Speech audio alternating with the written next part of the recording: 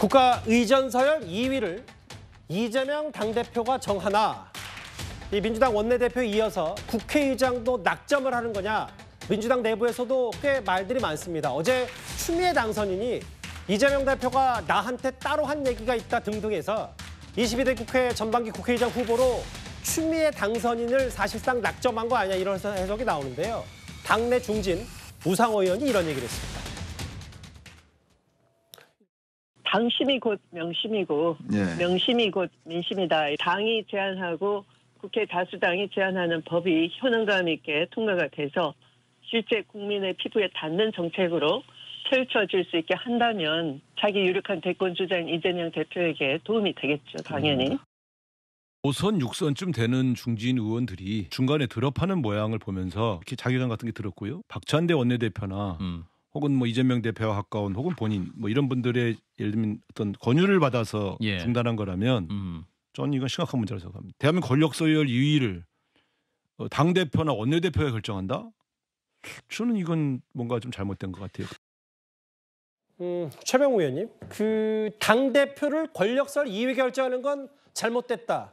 4선의 중진 우상호 의원이 얘기하니까 정청래 의원도 가만히 있지 않았습니다. 이 분위기를 어떻게 저희가 받아들일까요? 전 뭐 우상호 의원이 아주 상식적인 얘기를 했다고 보고요.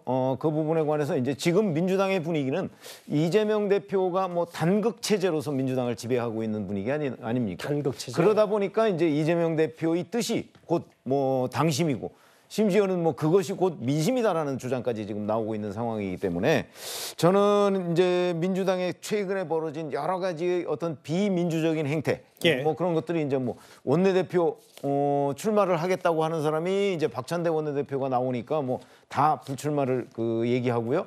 그다음에 국회의장 뭐 후보에 도전하겠다고 하는 뭐 5선, 6선씩이나 되는 사람들이 사실은 뭐 박찬대 원내대표의 교통정리에 의해서 전부 뭐 출마를 포기하는 상황까지 벌어지는, 거기다가 뭐 1995년 DJ 이래로 한 번도 그 사례가 없다는 뭐 당대표 연임, 뭐 이런 것까지도 전부 다 일사천리로 진행되는 상황을 봐가면서 이런 것들이 사실은 상식적으로 보면 이해가 안 되는데도 불구하고 민주당 내에서는 공공연하게 벌어지고 있단 말이죠.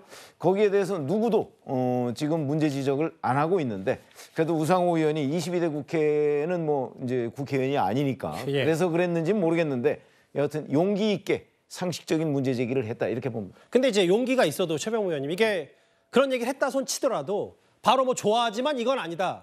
봉건시대 유교사회가 아니고 이게 바로 반박에 나오는 게 지금 민주당을 분위기 상징하는 거다, 이렇게 보시는 거예요?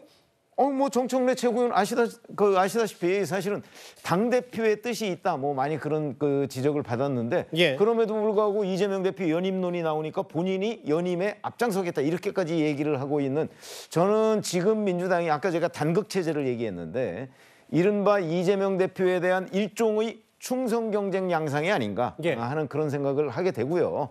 뭐 저런 부분에 관해서 뭐 당장 선거는 없습니다만 뭐 유권자들이 결국 평가를 하지 않겠나 싶습니다. 그러니까 어제 사실은 추미애 당선인이 이재명 대표가 나한테만 뭔가 연락을 했다는 취지 때문에 또 친명계가 추미애 당선인 쪽으로 쏠리는 거 아니냐, 이런 얘기를 했는데, 이동학 의원님. 오늘 추미애 당선인은 이제 선거 한 이틀 남았나요? 아예 국회의장이 되면 이재명 대표 대권 가도에 도움이 될 것이다라는 말을 했습니다. 듣기에 따라서 상당히 위험한 말 아닌지 어떻게 저희가 받아들일까요? 글쎄요, 저런 말은 안 했으면 좋았을 것 같다는 생각을 좀 합니다. 그런데 기본적으로는 사실 누가 돼도 어떤 비판이든 찐명이냐 친명이냐 결국 이재명 사당화를 위한 것 아니냐라고 하는 비판은 있었을 것 같아요. 누가 되든지 간에. 그래서 어쨌든 국회의장이 지난 동안 180석을 몰아줬더니 도대체 민주당이 한 게 무엇이 있냐라고 하는 비판에 직면했었기 때문에 어찌 보면 이번 총선을 기점으로 살찐 공룡을 다이어트를 해가지고 완전히 이제 튼튼한 공룡으로 바꾼 거 아니겠습니까? 그런 지점에서 당은 그렇게 이제 바꿨는데 결국 대통령께서 계속해서 거부권 정국을 계속해서 이끌어갈 것으로 예측이 되고 비상식과 비정상적인 이 정권 운영을 계속 할 것으로 예측이 되고 있기 때문에 국회에서 이것을 적어도 견제를 해야 되는 거 아니냐. 최후의 보루는 결국 국회 아니냐라고 하는 측면에서 이것이 어설픈 중립을 또 했다가는 결국 다시 살찐 공룡으로 돌아간 거 아니냐라고 하는 비판에 직면할 수 있기 때문에 그 지점에서 선명하게 내고 있는 것 같아요. 근데 이건 지금 선거 과정에서 저렇게 낼 수 있다고 보지만 정작 국회의장이 되시고서는 저는 국회의장의 롤이 또 있기 때문에 그 지점에서는 또 달라질 수도 있는 거 아닌가 이렇게 생각을 합니다. 그러니까 이동학 의원도 굳이 안 해도 될 말을 한 것 같다는 취지. 근데 이현정 의원님 이런 거잖아요. 국회의장이 무슨 뭐 총리나 혹은 우리나라에 없는 부통령도 아니고 러닝메이트도 되는 거 아니고 이재명 대표 대권 가도에 국회의장이 도움된다는 말이 저는 이게 계속 귀에 맴돌았거든요. 어떻게 들으셨어요? 그러니까 좀 당대표 나오시면 되잖아요. 당대표 출마하시면 이재명 대표 대권 가도에 도움되고 이끌 거 아니겠습니까? 근데 왜 잘못 나오셨는 것 같아요? 국회의장을 나오신다고 그러죠? 예전에요. 프랑스 대혁명 이후에 왕당파와 의회파가 있었습니다. 예.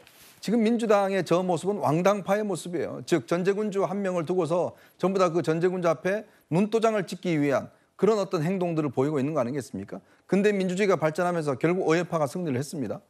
자, 이런 것들이 지금 우상호 의원이 이야기하고 있는 바로 그런 지점이에요. 왜냐하면 예전에 어떤 국회의장을 보면 이 선거가 굉장히 치열했습니다. 21대 그때 보면 처음에 그때 당시에 이제 이 김진표 의장하고 그 누굽니까 박병석 의원하고 두 사람이 나왔는데 정말 치열하게 선거 운동을 했어요. 결국 박병석 의원이 이겼지 않습니까? 정말 그 해외 나갔다가 새벽에 들어오는 그 의원들을 만나기 위해서 공항에까지 나가고 이런 활동들을 했습니다. 예. 근데 지금은요.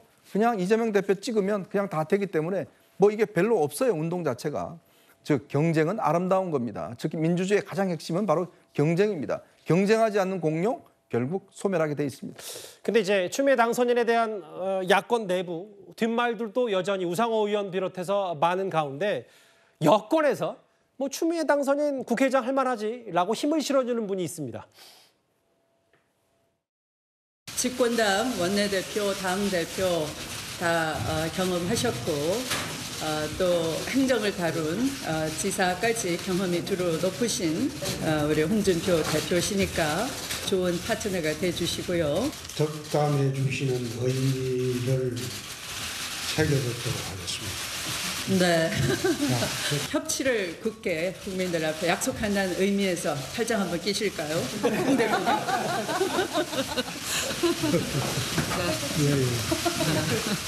이렇게 좀 적극적으로.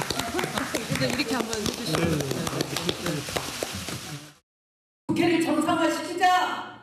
그랬더니 마당에 가서 텐트 치고 들어 누워버리고 이런 청개구리가 어디 있습니까? 근데 그 청개구리가 빨간 옷을 입었어요. 빨간 옷을 입은 청개구리. 상대당의 대표라는 사람이 참 말하는 거 보십시오. 나 보면서 지적 수준이 의심스럽다. 국회의장 할 만하다라고 해서 저희가 오랜만에 과거 영상 한번 잠깐 소환해봤고요. 김진욱 대변인께 묻고 싶은 질문은 저 홍준표 시장께 아니라 아예 이재명 대표 강성 지지자들은 이른바 개딸들은 우원식 후보, 우원식 의원에 대한 뭐 사퇴 요구도 있는 거 아니냐. 분위기가 다 이런 겁니까? 저는 역설적으로 한번 말씀을 드려보고 싶은데요. 추미애 당선인을 지금 가장 이렇게 세게 밀고 있는 사람은 오히려 이 명심이나 아니면 다른 개딸들이 아니라 윤석열 대통령이라고 생각을 합니다. 윤석열 대통령께서 아마 추미애 당선인의 국회의장에 당선된다면 가장 큰 1등 공신이 될 것 같다라고 저는 생각을 해요. 왜냐하면 지금 추미애 당선인에 대해서 호불호가 분명히 존재했습니다. 그리고 추미애 당선인이 과연 이재명 대표에게 도움이 될 것이냐 아니면 추미애 당선인이 과거의 여러 가지 모습들로 봤을 때 좀 불안하지 않겠냐 이런 부분들이 있었음에도 불구하고 많은 당내에 있는 인사들이 자연스럽게 추미애 대표로 단일화되거나 아니면 자진 사퇴하는 방식으로 지금 추미애 대표 쪽으로 분위기가 흘러가고 있는 건 윤석열 대통령께서 보여주셨던 그런 모습들, 총선 이후에도 국정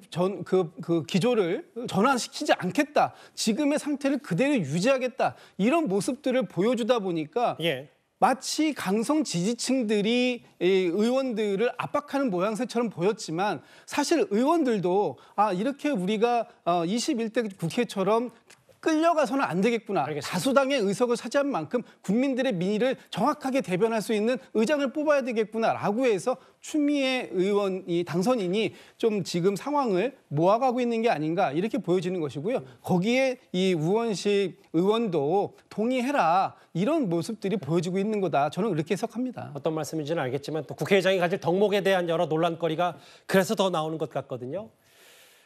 국회의장 앞으로 그러면 특검법, 뭐 이른바 민주당이 주장하는 개혁 입법들이 다 국회를 손쉽게 통과하는 거 아니냐라는 여러 전망, 우려 이런 거 나오고 있는데 검찰 얘기를 그럼 다음부터 만나볼 차례입니다.